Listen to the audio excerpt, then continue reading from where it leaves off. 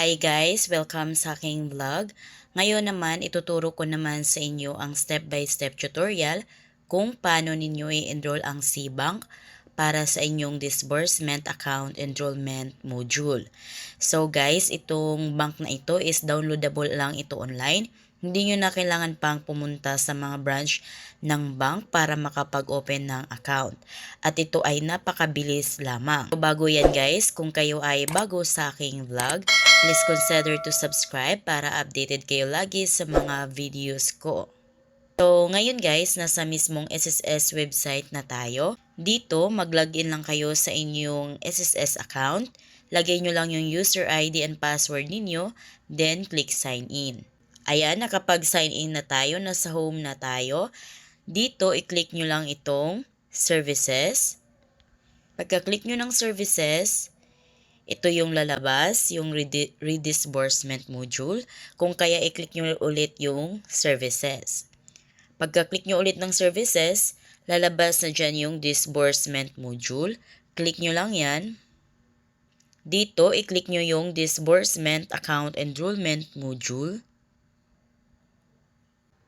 Ayan, nasa reminder na tayo. Dito, click nyo lang tong may box. Then, pag may check na, click nyo na itong proceed. Ayan, andito na tayo sa disbursement account enrollment module. Dito, i-click nyo lang tong bank. Then, take note dito guys, dapat yung bank account na i-enroll nyo dito is under your name. So, hindi pwedeng joint account or bank account ng ibang tao. Dito, click na natin tong X. Dito sa select bank, click nyo lang yan. Then, hanapin nyo yung SeaBank. Ayan, ito na si SeaBank. Click natin yan. Next is the bank account number. So, yung bank account number, kung may SeaBank na kayo, open nyo lang yung SeaBank apps niyo. Ayan, ito na yung SeaBank apps. So, hindi nyo na kailangan pang pumunta sa mga bank para makapag-open ng bank account. Ito ay downloadable sa Play Store. Open nyo lang yung Play Store apps niyo, then download nyo itong SeaBank. Ngayon, open na natin yan. Then, dito, makikita nyo na agad yung account number ninyo. So, click lang natin ito para makopy yung account number natin. Ayan, copied successfully na. Ngayon, balik tayo sa ating SSS account. Dito, ipipaste na natin yung kinapi nating bank account number.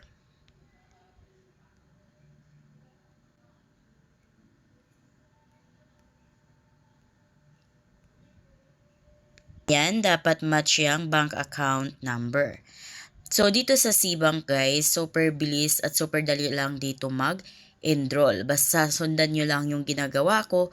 So, 100% approve kayo dito. Ito na tayo sa attach supporting documents. Pinakaunang requirements na ipapasa natin dito is proof of account. So, ano yung katibayan natin sa ating SeaBank account? Click natin tong select document type. Dito, mamimili kayo kung anong katibayan ninyo sa inyong SeaBank account. So, kung kayo ay may ATM ba, bank certificate, mga passbook, screenshot, validated deposit slip, mga ganon. So, dito guys, ang pwede ninyong makuha through online sa SeaBank is bank certificate or statement of your account. Napakadali lang nito kumuha at online lamang. Kung kayo ay maglo-loan, so I suggest na SeaBank na lang yung gagamitin. Ayan, so ito na yung sample ni SSS for bank certificate or bank statement. So ngayon, kailangan na natin mag-attach ng files na bank certificate or bank statement. Click nyo lang itong browse file. Then, bago natin i-click yung browse file, kailangan yung bank certificate or bank statement natin sa SeaBank is nasa cellphone na natin. So ngayon, kuha muna tayo online ng bank certificate or bank statement sa SeaBank. Ayan, nasa SeaBank na ulit tayo dito. Dito, sa pinakababa, sa right side, makikita nyo yung Me. Click nyo yung Me. Dito, makikita nyo yung bank documents. Click nyo lang yan. Dito, mamimili kayo kung ano yung i-request nyo kay SeaBank. Pwedeng statement of account at bank certificate. So, I suggest na ang piliin nyo na lang dito is bank certificate dahil para isang page lamang. Click nyo lang yan.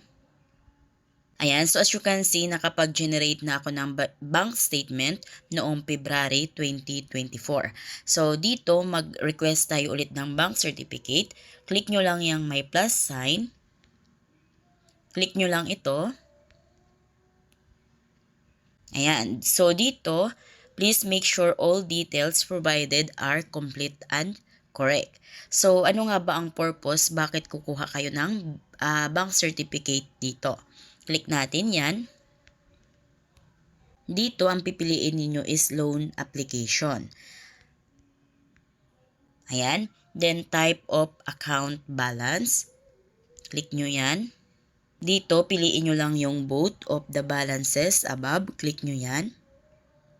Next is the recipient address. Click nyo lang yan. Dito sa requesting entity, sino at para kanino itong bank certificate. So, lagay nyo dyan. Lagay nyo social security system. Ayan. Next is country, Philippines. Okay na yan. Next is city or municipality and province. So, kung halimbawa kayo ay taga Rizal, so Rizal, click nyo yan. Then, hanapin nyo lang yung Rizal. Taga Rizal is hanapin ko yung Rizal. So, ito na yon. Click natin yan. Then, kung saang city tayo. So, ako ay taga Antipolo City. So, Antipolo City yung piliin natin. Ayan. Next is the zip code. So, ang zip code ng Antipolo City is 1870. So, kung hindi nyo alam yung zip code ng lugar ninyo, is-search nyo lang sa Google search. Halimbawa, taga Taytay kayo. So, Taytay Rizal zip code. Lalabas na dyan. Ngayon, click nyo na itong confirm. Then, click next. Then, click nyo itong confirm and generate. Guys, ito na yung bank certificate natin. Dito, ang importante kay SSS is may bank name, may account number, at may kumpletong pangalan ninyo. Screenshot natin. Ayan, so make it sure guys na yung pagka-screenshot ninyo is kitang-kita yung mga details dito. So, double check nyo kung klaro ba yung pagka-screenshot ninyo. Dahil minsan, pag nag-screenshot kayo dito, so medyo naglalabo siya. After nyo itong may screenshot guys, punta na tayo sa ating gallery. Ayan, dito sa ating mga photos, sa ating gallery, andito na yung in-screenshot natin na SeaBank. Ngayon, dito, crop nyo lang ito. Ayusin nyo lang yung gilid. So, pwede din naman guys na yung dinownload nyo is yun na yung ipasa ninyo. Pero para mas mababa yung MB niya, so ganito na lang ang ginawa ko. So, crop nyo lang yung gilid. Naka-align doon sa pinaka-gilid. Yan, ngayon, ito na yung requirements na ipapasa natin as proof of our account. Balik tayo sa ating SSS account. Dito, dahil may bank certificate na tayo, click na natin tong browse file. Then, click files. Ayan, so ito na yung in-screenshot natin na bank certificate. Click natin yan. Ayan, andyan na yung file name. Yan yung inattach nating bank certificate. So, pag ganyan guys, andyan na yung file name, ibig sabihin na attach na natin. Next is the ID card or the identification document. Click natin yan. Ayan, so dito naman, dapat napicturean nyo na yung valid ID ninyo. So, para sa kompletong listahan ng valid ID na tinatanggap ni SSS, click nyo lang yan. So, ito yung mga valid ID na tinatanggap ni SSS. So, basahin nyo na lang dyan kung Andyan ba yung IDs ninyo? Then next is click na natin ito. Ngayon naman, mag-attach tayo ng one valid ID natin. Click natin tong browse file. Then click files. Then hanapin nyo yung pinicturan yung ID dito. Halimbawa, ito na yon. Click nyo lang yan. Ayan, andyan na yung file name. Ibig sabihin na attach na natin yung ID natin. Next is the selfie photo. Click natin yan. Dito sa selfie photo, makikita nyo may sample CSS dito. So, kailangan hawak nyo yung ID ninyo at proof of account ninyo. So, dito, kung ano yung pinasa nyong proof of account dito at kung anong ID ang pinasa nyo dito, so dapat yan yung hawak nyo dito. So, ngayon, click na natin tong browse file. Then, click files. Dito, hanapin nyo yung selfie photo ninyo. Ito na yon, click nyo yan. Ayan, andyan na yung file name. Ibig sabihin, na-attach na natin yung selfie photo natin.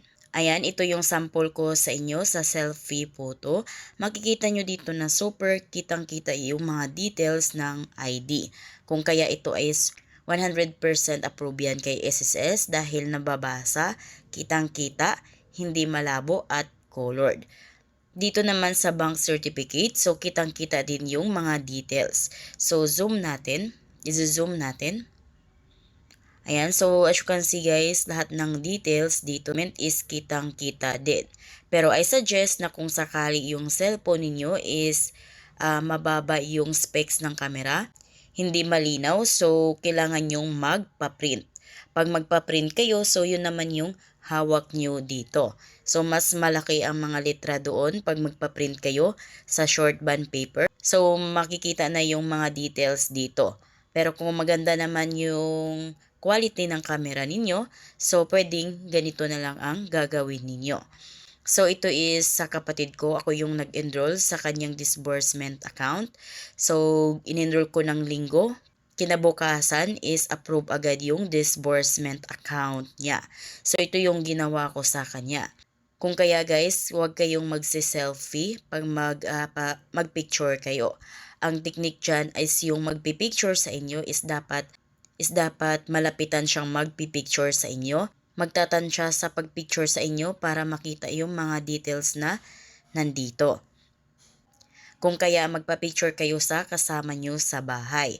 Dahil pag kayo ang magsi-selfie lamang, so medyo mahirap matansya kung klarong-klaro ba yung mga details sa pagka-picture ninyo. Dahil tapos na tayo sa pag-attach ng proof of account, ID at saka selfie. So dito na tayo sa baba. Click nyo lang tong my box. Pag click nyo yung my box, pag may check na, okay na yan. Click nyo na itong enroll. Then, click nyo na yung okay. Ayan, na-enroll na natin yung SeaBank sa ating disbursement account. Ngayon naman guys, makatanggap tayo ng email na galing kay SSS na natanggap nila yung disbursement enrollment ninyo. So, hindi pa ito yung email na kailangan nating matanggap mula kay SSS. May pangalawang email pa. Ang pangalawang email naman is doon nyo na malalaman kung rejected or approve yung in-enroll nyong disbursement account. Pero dito kay SeaBank guys, sa pag-enroll ko dito sa account ng kapatid ko, super bilis lang at 100% approve agad. Basta sundin nyo lang yung mga sinasabi ko. So, hintayin nyo na lang yung email ni SSS kung approve or rejected. Pero dahil ito ay SeaBank at basta gawin nyo lang yung ginawa ko, so 100% na approve ito. So, kung kayo bago sa aking vlog, please consider to subscribe para updated kayo lagi sa mga informative at updated na mga videos ko. Thank you for watching!